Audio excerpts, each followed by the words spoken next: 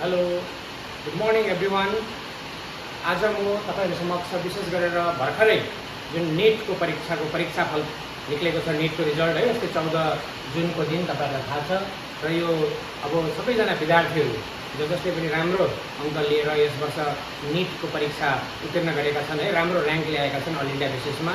र म आज विशेष गरेर हाम्रो यो सिलगढी, तराई, डुवर्स, सिक्किम, आसाम लगायत हाम्रो यस क्षेत्रका विद्यार्थीहरूको निम्ति म नेपालीमा यो भिडियो बनाइरहेको छु विशेष गरेर। र किनभने जुन चाहिँ हाम्रो वेस्ट बेङ्गाल छ, वेस्ट बेङ्गालमा तपाईहरुलाई थाहा छ है, 85% सिट चाहिँ वेस्ट बेङ्गाल स्टेट काउन्सिलिङको द्वारा गभर्मेन्ट कलेजहरू प्रोभाइड गरिन्छ। र विशेष गरेर म एक दुईवटा डाटाहरू पनि यहाँ तपाईहरु समक्ष राख्न चाहन्छु विद्यार्थीहरूको लागि, अभिभावकहरूको लागि। बङ्गालमा लगभग 3500देखि 4000वटा जुन चाहिँ सिटहरू छ गभर्मेन्ट मेडिकल कलेजहरूमा है, र त्यसमा जेनरल क्याटेगोरीको विद्यार्थीहरूको लागि लगभग 1400वटा जुन चाहिँ सिटहरू रहेको छ। र यो जुन चाहिँ अब स्टेट काउन्सिलिङ सुरु हुनै आँटेको छ, तपाईहरुलाई थाहा छ WBMCC, तपाईहरुलाई थाहा छ वेस्ट बेङ्गाल मेडिकल काउन्सिलिङ कमिटीले यो काउन्सिलिङ गर्छ। र काउन्सिलिङ गर्नको निम्ति कतिवटा प्रोसेसहरूको पनि जरुरत पर्छ होइन। हामीले अल इन्डिया लेभलमा NTA को जुन चाहिँ मेडिकल काउन्सिलिङ कमिटी छ MCC, त्यहाँबाट चाहिँ हामीले 15% सिटलाई कभर गर्न सक्छौँ भने हामीले 85% सिटको लागि चाहिँ वेस्ट बेङ्गाल मेडिकल काउन्सिलिङ कमिटीमाथि नै हामीले भर पर्नुपर्छ। त्यहाँ रेजिस्ट्रेसन गर्नुपर्छ। 1 नम्बरमा तपाईहरुले हेर्न सक्नुहुन्छ, मैले यहाँ अलिकति डाटा बनाइदिने कोसिस गरेको छु है। स्टेप 1 मा विद्यार्थीले पहिला रेजिस्ट्रेसन गर्नुपर्छ, त्यस पछाडि त्यसको एउटा फी हुन्छ, सामान्य फी पेमेन्ट गर्नुपर्छ। त्यस पछाडि विद्यार्थीहरूले विशेष गरेर अनलाइन प्रोफाइल लेटर जेनेरेट गर्नुपर्छ। त्यो प्रोफाइल लेटरमा चाहिँ उनीहरूको डकुमेन्ट भेरिफिकेसन कुन जग्गामा हुन्छ र डेट पनि त्यहाँ मेन्सन गरिएको हुन्छ प्रोफाइल लेटरमा। तर त्यस पछाडि उनीहरूले पेमेन्ट रिसिप्ट, त्यो जुन चाहिँ रेजिस्ट्रेसन फी तिरेको छ है, पेमेन्ट रिसिप्ट पनि र प्रोफाइल लेटर डाउनलोड गरेर फिजिकल भेरिफिकेसनको लागि चाहिँ जुन भेन्यू र डेट दिएको हुन्छ त्यहाँ विद्यार्थीहरू जानुपर्छ। र सक्सेसफुल उनीहरूको भेरिफिकेसन भइसकेपछि एउटा लिस्ट निस्किन्छ वेबसाइटमा फेरि, र त्यो वेबसाइट त्यस पछाडि विद्यार्थीहरूले आफ्नो इच्छा अनुसार है बेस्ट कलेजेसहरूमा विशेष गरेर यो चोइस फिलिङ गर्नुपर्छ। चोइस फिलिङ र चोइस लकिङ, तपाईहरुले आफ्नो जुन प्रिफरेन्स राख्नुहुन्छ प्रिफरेन्सको हिसाबमा नै चोइस फिलिङ र लकिङ राख्नुहुन्छ। र त्यसैको आधारमा नै यो MCC ले रिजल्ट पब्लिस गर्छ।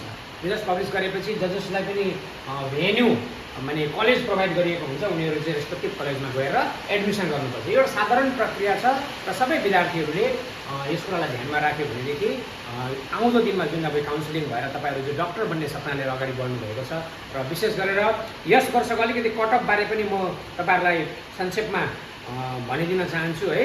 गत वर्षको कुरा गर्नु हो भनेदेखि चाहिँ वेस्ट बेङ्गालमा जेनरल क्याटेगोरी फर्स्ट राउन्डमा हाइएस्ट गएको थियो अल इन्डिया र्याङ्क 39,522 अनि स्टेट र्याङ्किङ गएको रहेछ 1890।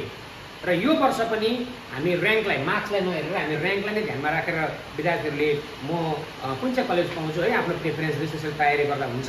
र जेनरल क्याटेगोरीलाई थर्ड राउन्ड जो अन्तिम राउन्ड हुन्छ त्यस पछाडि स्ट्रे भ्याकेन्सी है, थर्ड राउन्डमा चाहिँ 40,602 अन्तिम सिट उनीहरूले गभर्मेन्ट कलेजमा पाएका थिए भने वेस्ट बेङ्गाल कोटा जुन चाहिँ थियो त्यसको सिरियल नम्बर वेस्ट बेङ्गाल स्टेटमा चाहिँ 1946। र यस प्रकारले यस वर्ष यदि कसैले पनि 40,000को आसपासमा पनि यदि जेनरल क्याटेगोरीका विद्यार्थीहरूले अल इन्डिया र्याङ्क पाएका छन् भनेदेखि चाहिँ र उनीहरूको मार्क्स मोटामोटी योपालि 510 होइन, योपालि अलिकति मार्क्स कम्ती आएको छ। तपाईँलाई थाहा छ हाइएस्ट अल इन्डिया र्याङ्क 1 ले 676 मार्क्स मात्रै ल्याएको हो। र जसरी गत वर्ष 720मा 720 50,000भन्दा धेरै विद्यार्थीले ल्याएको थियो, र यसपालि 510 भन्दा बेसी ल्याउने विद्यार्थीहरूले बङ्गालमा उनीहरूले गभर्मेन्ट कलेजमा सिट पाउँछ जेनरल क्याटेगोरीबाट। र अन्य क्याटेगोरीहरूको लागि म अवश्य नै तपाईँहरूलाई जानकारी अन्य भिडियोहरूमा दिनेछु। र अहिले यो फेरि धेरै लामो भएर जान्छ भिडियो है।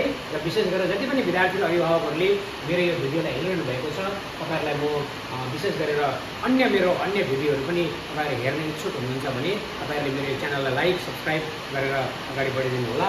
र आगामी दिनहरूमा म तपाईँहरूको जस्तो प्रकारले कमेन्ट्सहरू आउँछ त्यही प्रकारले भिडियोहरू बनाएर जानेछु। अल इन्डिया कोटाको बारेमा पनि, अल इन्डिया कोटाको डिटेल्स पनि म अर्को भिडियोमा दिनेछु।